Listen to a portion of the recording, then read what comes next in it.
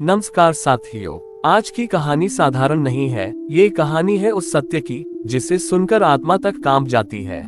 ये कहानी उस रहस्य से पर्दा हटाती है कि आखिर क्यों कुछ लोग जन्म से लेकर मृत्यु तक गरीबी और दुख में जीते हैं। इस ज्ञान को बताया स्वयं नंदी ने, भगवान शिव के वाहन और परम भक्त। तो चलिए बैठते हैं उस दिव्य कथा के साक्षी बनने।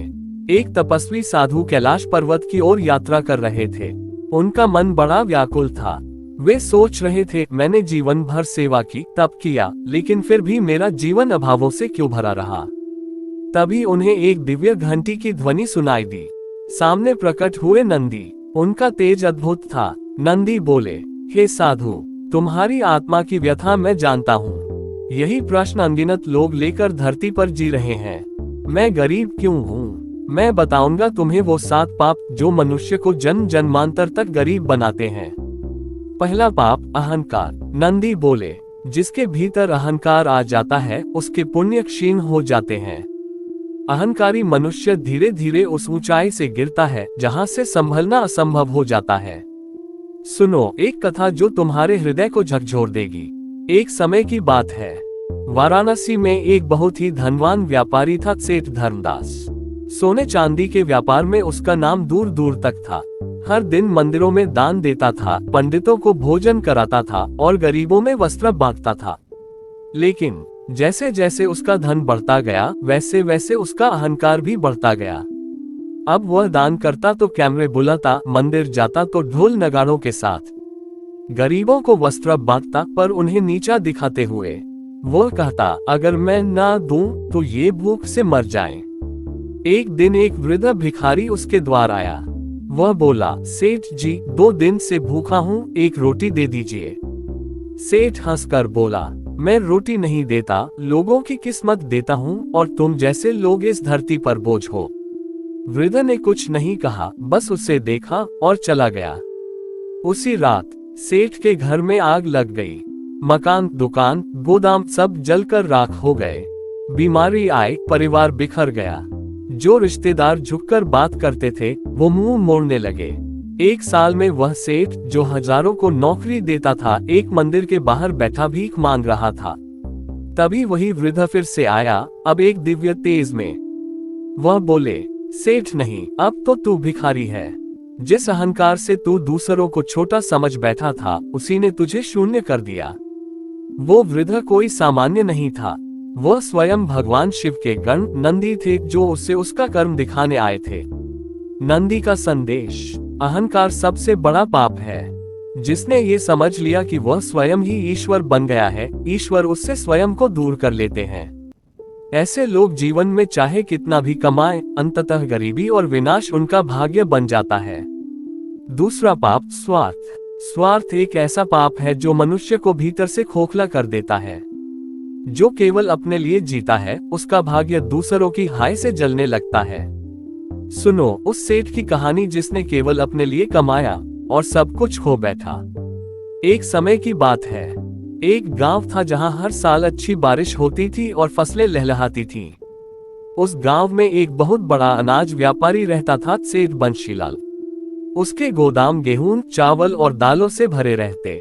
वह बहुत अमीर था पर उतना ही स्वार्थी भी। एक साल गांव में भयंकर सूखा पड़ा। कुएं सूख गए, खेत जल गए और लोग भूखे मरने लगे। गांव वाले सेठ बंशीलाल के पास पहुंचे। उन्होंने हाथ जोड़कर कहा, सेठ जी बस कुछ दिनों की मदद कर दो, थोड़े अनाज दे दो, फिर फसल आने पर चुका देंगे। सेठ बंशीलाल ने आंखें तरेरी और कहा, मुझे घाटा बर्दाश्त नहीं। जो पैसा दे सकता है वही अनाज ले सकता है, बाकी सब जा सकते हैं। लोग रोते रहे पर बंशीलाल का दिल नहीं पसीजा। कुछ दिनों बाद उसके गोदाम में खुद आग लग गई। पूरा अनाज जल गया। बीमा भी नहीं मिला। वह सेठ जो दूसरों को मुंह मोड़कर देखता था खुद गांव से बाहर भूखा भटकता फिरने लगा। उसी समय उसे एक दिव्य पुरुष मिला जो एक गाय को चारा खिला रहे थे। उन्होंने कहा, जिसने दूसरों की भूख नहीं देखी उसे खुद भूख ही भाग्य में मिलती है। तू अनाज का मालिक था पर तेरा हृदय रिक्त था। वह कोई और नहीं, स्वयं नंदी थे जो उसे उसके स्वार्थ के फल का दर्शन कराने आए थे। नंदी का संदेश, स्वार्थ केवल दूसरों को नहीं जलाता, ये अंततः खुद को भी जला देता है। जो बांटना नहीं जानता उसकी दौलत टिकती नहीं। धन का वास्तविक सुख तब है जब वो जरूरतमंद के काम आए। तीसरा पाप, धोखा और छल। धोखा देना केवल पाप नहीं बल्कि आत्मा को कलंकित कर देना होता है। जो व्यक्ति दूसरों के साथ छल करता है, चाहे वो ग्राहक हो, नौकर हो या समाज, उसके धन में अमृत नहीं विष घुलता है। ऐसे धन की आयु भी कम होती है और सुख उससे कोसों दूर। अब सुनो उस व्यापारी की कहानी जिसने चांदी को भी धोखे से काला कर दिया। वाराणसी के बाजार में एक प्रसिद्ध चांदी का व्यापारी था गणपतलाल। बाहर से बड़ा धार्मिक, रोज मंदिर, माथे पर तिलक, लेकिन भीतर से चालाक, लालची और धोखेबाज। उसकी दुकान पर जो भी ग्राहक आता वो कहता, हम तो भगवान शिव के भक्त हैं, बस पूजा का काम करते हैं, कभी किसी को ठगेंगे नहीं। पर पीछे से वो हर तौल में कुछ ग्राम कम करता था। चांदी में अशुद्ध धातु मिलाता था। पुराने ग्राहकों को भी, रिश्तेदारों को भी, सबको धोखा देता था। एक दिन उसका सबसे वफादार नौकर भोला, जो 20 साल से उसके साथ था, उसने देखा कि सेठ ग्राहकों को मिलावटी चांदी दे रहा है। भोला बोला, सेठ जी, आप रोज भगवान का नाम लेते हैं, फिर ये छल क्यों? गणपतलाल हंसकर बोला, भोले, भगवान भी चुप हैं, जब तक पकड़ नहीं हो जाती सब चलता है। पर नंदी चुप नहीं थे। कुछ ही दिनों बाद एक ग्राहक ने धोखाधड़ी की शिकायत कर दी। सरकारी छापा पड़ा, गुप्त दस्तावेज मिले, मिलावट के प्रमाण मिले। गणपतलाल को जेल हो गई। सारा पैसा जब्त, दुकान सील और लोग ताने मारने लगे। धार्मिक बनने की एक्टिंग करने वाले का असली चेहरा अब सबने देख लिया। जब वह जेल में बैठा था तो एक दिव्य स्वप्न आया। नंदी प्रकट हुए। उन्होंने कहा, जो व्यापार में धोखा करता है वह भगवान शिव के नाम का अपमान करता है। धन को अगर छल से कमाया जाए तो वह सुख नहीं देता बल्कि विनाश लाता है। गणपतलाल ने आंसू बहाए, पर तब तक बहुत देर हो चुकी थी। नंदी का संदेश, धोखा देने वाला व्यक्ति कुछ समय के लिए सफल दिख सकता है, पर उसका अंत निर्धनता, कलंक और दुख में होता है।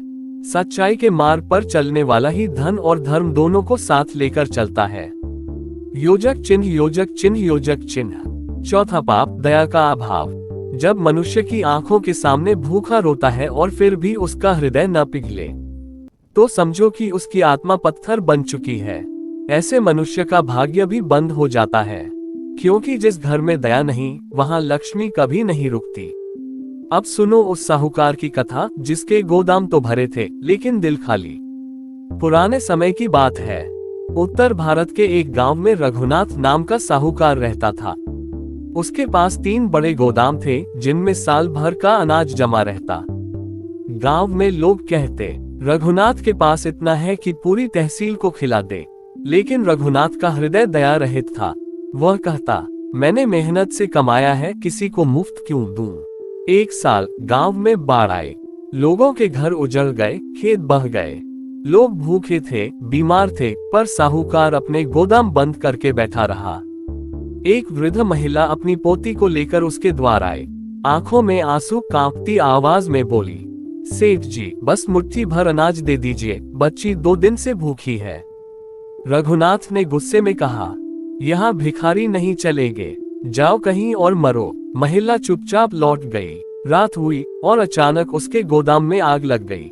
भयंकर आग, तीनों गोदाम जलते रहे। लोग दौड़े पर कुछ न बचा। रघुनाथ रोता रहा, चिल्लाता रहा, पर ईश्वर की एक योजना थी। जलते गोदाम के सामने खड़े हुए एक दिव्य रूप में नंदी प्रकट हुए। नंदी बोले, तू जिसने भूखों को रुलाया, अब तेरी संपत्ति तेरी आंखों के सामने राख हो गई। जिसमें दया नहीं उसमें ईश्वर नहीं। रघुनाथ गिर गया, रोते हुए बोला, मैंने गलती की, लेकिन क्या अब क्षमा नहीं है? नंदी बोले, अभी भी क्षमा मिल सकती है, अगर तू अब से भूखों को भोजन, जरूरतमंदों को सहारा देना अपना धर्म बना ले। रघुनाथ ने उसी राख में से नया जीवन शुरू किया। अब वो हर दिन भोजन बांटता और कभी किसी को खाली हाथ नहीं लौटाता। नंदी का संदेश, दया यही मानवता की आत्मा है। जिस मन में दया नहीं उसका भाग्य भी उससे दूर चला जाता है। भूखे को भोजन देना, पीड़ित को सहारा देना, यही सबसे बड़ा धर्म है। योजक चिन्ह योजक चिन्ह योजक चिन्ह। पांचवा पाप, अन्न का अपमान। अन्न केवल भोजन नहीं, वह जीवन का स्रोत है। जिसने अन्न का सम्मान नहीं किया, वह दरअसल उस ईश्वर का अपमान करता है जो अन्नदाता है। ऐसा मनुष्य चाहे आज कितना भी समृद्ध हो, उसका भाग्य एक दिन खाली थाली बन जाता है। अब सुनो उस नवाब की कथा जिसने अन्न को अपवित्र कर दिया और सब कुछ खो बैठा। बात है अवध के एक प्रसिद्ध रियासत की, जहां के नवाब सलीमुद्दीन बड़े शानो शौकत वाले थे। हर रोज उनके महल में सैकड़ों व्यंजन बनते, महंगे पकवान, मिठाइयाँ, विदेशी मेहमान। पर नवाब की एक आदत बड़ी घृणित थी। वह अन्न का कोई सम्मान नहीं करता था। कभी थाली में खाना छोड़ देता, कभी महज स्वाद के लिए दर्जनों व्यंजन बनवाकर उनमें से केवल एक और खाता। बाकी भोजन को वह कचरे में फिंकवा देता, गटर में बहवा देता। कहता, हमारे पास बहुत है, फेंक दो। एक दिन एक बूढ़ा संत महल के द्वार पर आया। उसने कहा, कुछ अन्न दे दो नवाब साहब, 2 दिन से भूखा हूँ। नवाब हंसा और बोला, भिखारी यहाँ नहीं टिकते, जाओ और किसी दरवाजे पर मर जाओ। बूढ़ा संत मुस्कुराया और बोला, याद रखना, जिस थाली को तू ठुकराता है, एक दिन वही तेरे लिए सपना बन जाएगी। वह संत कोई और नहीं, स्वयं नंदी थे, शिव के गण। अगले ही दिन महल में आग लगी, खजाना लुट गया, बगावत हुई। नवाब को राजमहल से भागना पड़ा। कुछ ही सप्ताहों में वह गलियों में भीख मांगता पाया गया।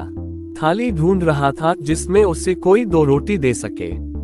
एक दिन एक गरीब किसान की बेटी ने उसे 2 रोटियां दी। वह रोटी देखकर रो पड़ा और संत की बात याद आई। नंदी का संदेश, अन्न अन्नदाता की कृपा है। जिसने अन्न को अपवित्र किया, फेंका या अपमानित किया, उसका भाग्य भी उसी तरह फेंक दिया जाता है। भोजन का सम्मान करो, चाहे वह छोटा हो या बड़ा, क्योंकि जिस दिन थाली छिनती है तब इंसान सबसे ज्यादा भूखा होता है। योजक चिन्ह योजक चिन्ह योजक चिन्ह। छठा पाप, माता पिता का अपमान। माता पिता केवल जन्मदाता नहीं, वे तुम्हारा भाग्य, आशीर्वाद और रक्षक होते हैं।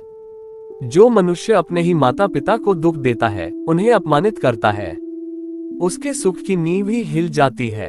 अब सुनो उस बेटे की कहानी जिसने माँ को अपमानित किया और खुद सड़कों पर पहुंच गया। बात है एक समृद्ध व्यापारी परिवार की। बेटा अर्जुन पिता की मृत्यु के बाद संपत्ति का मालिक बन बैठा। घर में माँ कौशल्या देवी थी, वृद्ध, कमजोर, पर हृदय से बेहद मजबूत। शुरू में अर्जुन माँ की सेवा करता रहा, पर धीरे धीरे उसमें लालच और अधैर्यता आने लगी। वह सोचता, माँ के रहते मैं इस घर को पूरी तरह अपने हिसाब से नहीं चला सकता। उनकी देखभाल पर पैसे खर्च होते हैं और वो हर बात में टोकती हैं। एक दिन उसने बहाने से माँ को कहा, माँ, आपके लिए शहर के एक अच्छे वृद्धाश्रम में जगह बुक कर दी है, आपको वहाँ ज्यादा आराम मिलेगा। माँ समझ गई, बेटा उससे अपने जीवन से बाहर करना चाहता है। कहने को अर्जुन ने उन्हें कार में बिठाकर विदा किया, पर माँ के आंसू उस घर की लक्ष्मी को भी बहा ले गए। उसके कुछ ही महीनों में व्यापार में घाटा, कोर्ट में मुकदमे, बीमारियां और अंत में घर की नीलामी। जिस बेटा ने माँ को बेघर किया था, अब खुद किराए के घर को भी तरस रहा था। एक दिन अर्जुन मंदिर की सीढ़ियों पर बैठा था, रोता हुआ, हाथ में कटोरा लिए।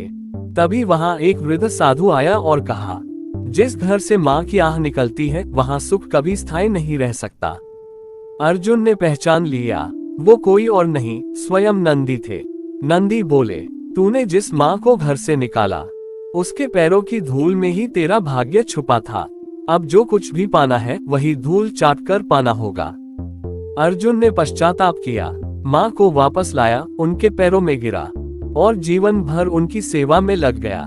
नंदी का संदेश, माता पिता के चरणों में स्वर्ग है।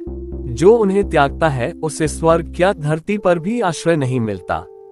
माँ बाप को वृद्धाश्रम भेजने से पहले एक बार उनके आंसू देख लो, क्योंकि वो आंसू अगर बद्दुआ बन जाएं, तो जीवन का हर दरवाजा बंद हो जाता है। 7वां पाप, ईश्वर और धर्म से दूरी, जिससे आत्मा ही खो जाती है। धन, पद, यश, ये सब क्षणिक हैं, पर जिस दिन मनुष्य ईश्वर को भूल जाता है, उसी दिन से उसका जीवन एक खाली बर्तन बन जाता है। बाहर से चमकता हुआ, पर भीतर से शून्य। अब सुनो उस युवा की कहानी जिसने धर्म और सत्य को त्याग दिया और अंत में खुद को भी खो बैठा। रोहन एक अत्यंत बुद्धिमान और महत्वाकांक्षी युवक था। गांव से शहर आया, पढ़ाई की और जल्द ही एक बड़ी मल्टीनेशनल कंपनी में ऊंचा पद हासिल कर लिया। धन, कार, बंगला सब कुछ उसके पास था, पर साथ ही आत्मा में अभाव भी था जिसे वो पहचान नहीं पाया। घर वाले कहते, रोहन थोड़ा मंदिर चला कर, गुरुवार को व्रत रख लिया कर, थोड़ा नाम स्मरण कर लिया कर। पर रोहन हंसता और कहता, भगवान, धर्म, पूजा ये सब बेकार की चीजें हैं। जो कुछ है वो मेहनत से है। ईश्वर नहीं, खुद पर विश्वास रखो। धीरे धीरे उसका परिवार उससे दूर हो गया। दोस्त केवल मतलब के रह गए और उसे कामयाबी में भी सुख महसूस नहीं होता था। एक दिन एक हादसे में उसका सब कुछ चला गया। कार दुर्घटना में पैरों में गहरी चोट, नौकरी गई, नाम मिट गया। अब वह एक कमरे में अकेला बैठा। आंखें खुली थी पर आत्मा सोई हुई थी। तभी एक दिन एक वृद्ध संत उसके कमरे में आए। संत ने कहा, बेटा, क्या तू कभी मंदिर गया? क्या तूने कभी उस ईश्वर से बात की जिसने तुझे जीवन दिया? रोहन की आंखों से आंसू बह निकले। उसने कहा, मैंने सिर्फ दौड़ लगाई, पर यह नहीं देखा कि किससे दूर जा रहा हूँ। संत मुस्कुराए और बोले, मैं कोई सामान्य व्यक्ति नहीं, मैं नंदी हूँ, शिव का सेवक, जिसे तुझे फिर से उस मार्ग पर लाना है जहाँ आत्मा जागती है। रोहन फूट फूट कर रो पड़ा। उसने फिर से भक्ति का मार्ग अपनाया, सेवा शुरू की, धर्म और ईश्वर को जीवन का हिस्सा बनाया। योजक चिन्ह, योजक चिन्ह, योजक चिन्ह। एन नंदी का अंतिम संदेश। धर्म कोई परंपरा नहीं, वह आत्मा की ऊर्जा है। ईश्वर कोई मूर्ति नहीं, वह तुम्हारे कर्मों की छाया है। जो धर्म से विमुख होता है वह भटकता है, और जो ईश्वर को छोड़ देता है वह कभी पूर्ण नहीं हो सकता। समाधान और मुक्ति का मार्ग। नंदी बोले, धन केवल मेहनत से नहीं आता, ये पुण्य से आता है। अगर तुम चाहते हो समृद्धि तो अपने कर्म शुद्ध करो, दान दो, माता पिता की सेवा करो, अन्न की कदर करो और ईश्वर को मत भूलो। तो साथियों, ये थी वो दिव्य कथा जिसे सुनकर आत्मा जाग जाती है। अगर ये ज्ञान आपके दिल को छू गया हो तो इसे दूसरों तक जरूर पहुंचाइए। जय भोलेनाथ, हर हर महादेव।